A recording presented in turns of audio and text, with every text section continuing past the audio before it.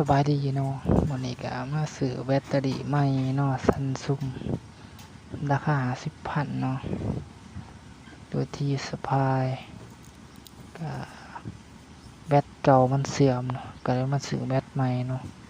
แล้วก็แก้ออกเพื่อสำรวจกวดกา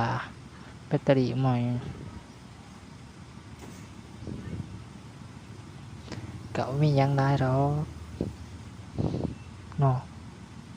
สังเกตเบิ่งเนาะก็บ่มีหยัง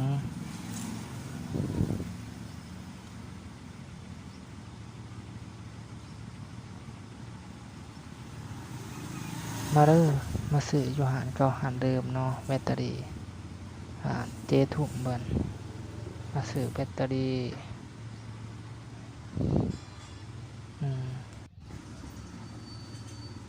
แบตตัวเก่าเนาะเอามาเบิ่งซื่อๆเห็นอยู่ในห้านเขาของ Unitel หรอก